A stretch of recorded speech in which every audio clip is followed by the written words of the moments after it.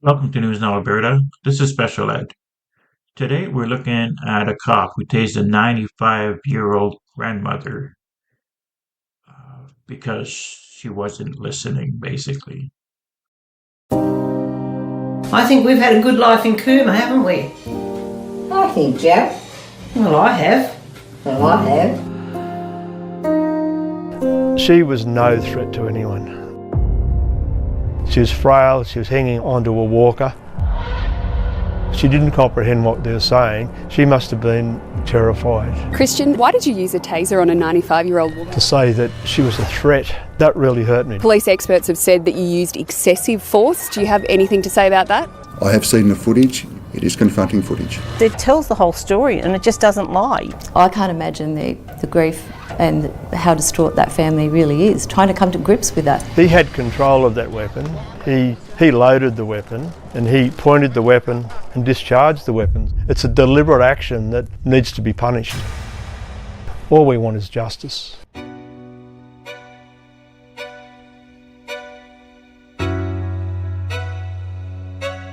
At 95, we could accept our mother would die, at 95. I could accept that. Leslie Lloyd and Michael Nowland are among the oldest of Claire Nowland's children. But to go the way she has is just unacceptable. It's just something I'll never ever get over, I'm sure.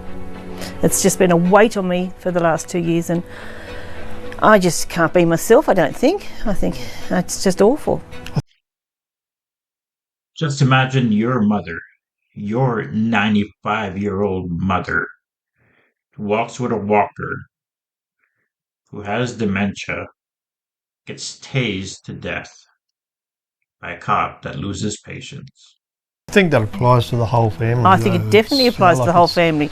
We've all struggled. We've had terrible struggles.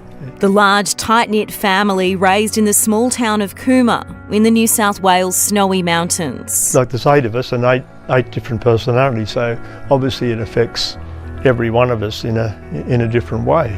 On top of that is the grandkids and the great-grandkids. They had a great relationship with her. A great-grandmother, knitter, Rabbitohs fan and adventurer. You did a terrific job. How are you feeling, okay? Yeah, fine. Good girl. We had so much fun with our mum. She was quite a character. Something I've always wanted to do and I've done it. She kept us all together. She loved family. But in 2023, the 95-year-old is living at nursing home Yallambee Lodge and sliding into dementia. Her dementia, it was like a short-term memory loss. It wasn't a full-blown dementia. Like she would recognise all of us and she'd recognise the staff, she knew all the residents, always was involved and active there, and she was happy. But 3 a.m. on the 17th of May, Claire has an episode. Out of bed and in the kitchen, she takes 2 steak knives from a drawer. Obviously I was in bed asleep and the phone went about 20 past 4. Your mum's wandering in her house and she's picked up a steak knife and she's disturbed some of the residents there. I said, do you want me to come in? And she says, no, I'm not concerned at this stage. And I said, well, just ring me back, I'm happy to come. But the next number the nurse calls is 000. We just have a very aggressive resident and she's going into different rooms. She's got 2 little knives that she picked up from the kitchen drawer and raising them against the staff. That help is Constable Christian White, arriving with his partner just before 5. But nursing home staff have lost sight of Claire. So they called the cops, which is the first big mistake here. And how do you lose a 95-year-old woman with a walker in a home? Maybe I should have just gone in, but we just stoked up the fire because it was a very cold night and I just said, look, I'm just going to get dressed. I'll call back in 5 minutes because that's the pattern that's been if there's been a disturbance. Police and paramedics appear relaxed as they chat in the administration building. No one notices their missing resident is just there, hiding around the corner in her pink pyjamas. They didn't call me back, and that's probably one of my biggest problems, that they didn't call me back, because I could have talked to Mum and just said, come on Mum, let's go back to your room. She would have come. Never in my wildest imagination have thought it could have gone to the extent it did. No.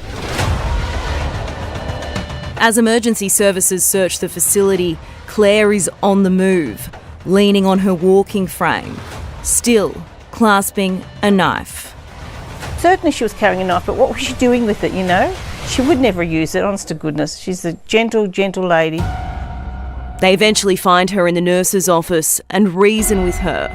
But in less than 3 minutes, Constable White says, "Nah, bugger it," and fires his taser. So they finally find that ninja grandmother that, keeps disappearing in a nursing home. They're talking to her. She's on the other side of the wall. She's no danger to anybody. There's no one there. And this cop basically says, "Fuck it. I'm tired of waiting." Walks in and tases her.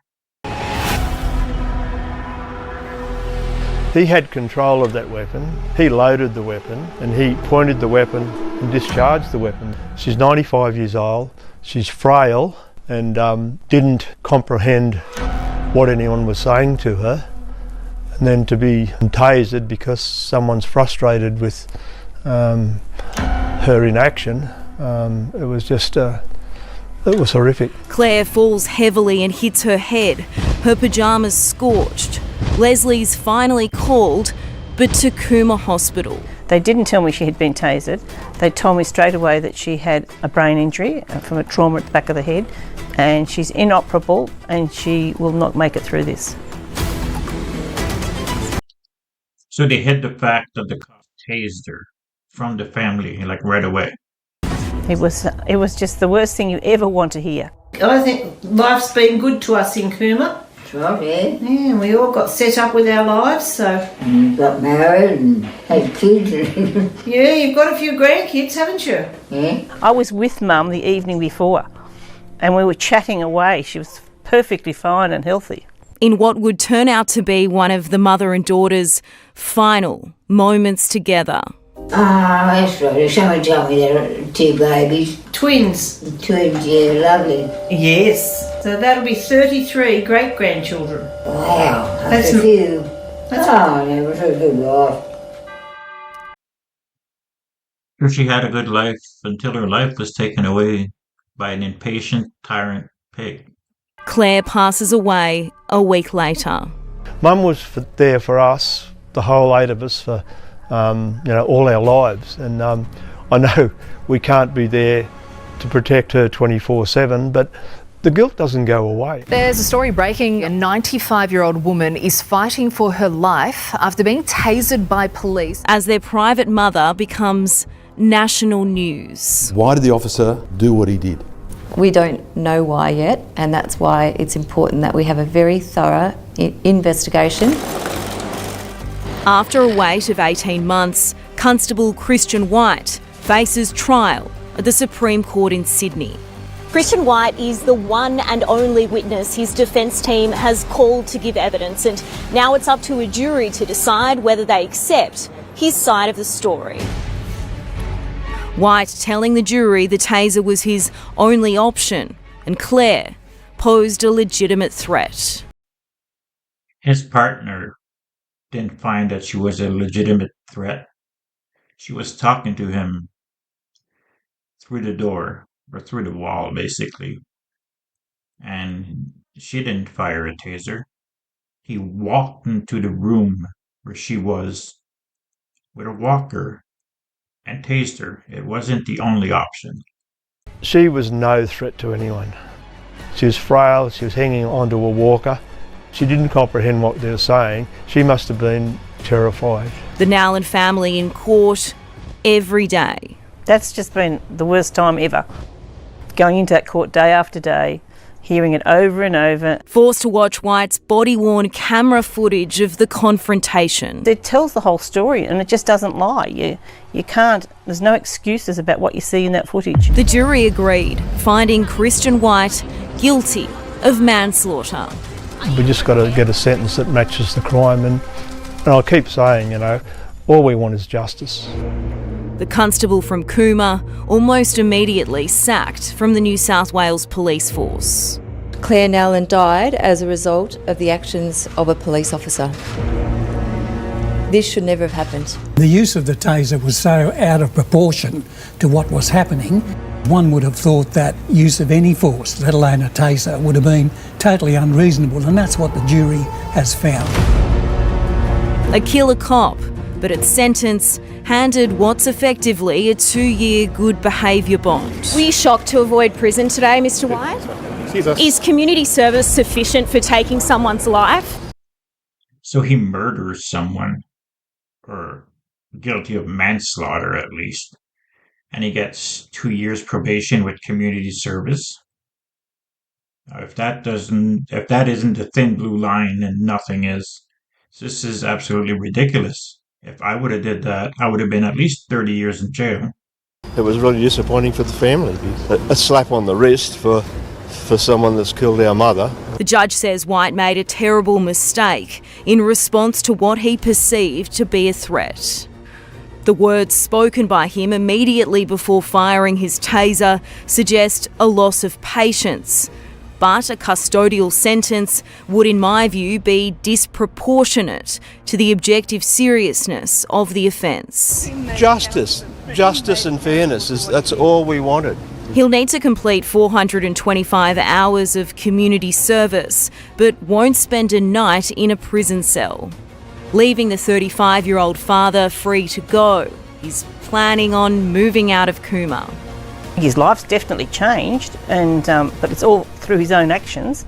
But no, I don't believe he's been punished at all. In 22 months he's been at home with his wife and child. Prosecutors are appealing the sentence on the grounds it's manifestly inadequate, also arguing the judge was mistaken and disputing that Christian White honestly believed his actions were necessary. And his judge is a bootlicker for sure, saying that, he made a mistake and, he thought it was the right thing, and etc. bullshit. What are your hopes for the appeal? The 3 judges that are appointed really have a very close look at the body camera footage, because it tells the whole story and it just doesn't lie. You can't, there's no excuses about what you see in that footage. White, writing in an apology letter to the court, I take full responsibility for my actions. I have not had a single day go by where I haven't thought about the incident that morning and what could have been done differently. Police face difficult situations, and if they make mistakes, they are expected to answer them, which I believe I have. So as a cop, he believes that getting probation for manslaughter is what he should have gotten. Do you think Christian White is sorry? How do you measure remorse? I mean, there's a few crocodile tears.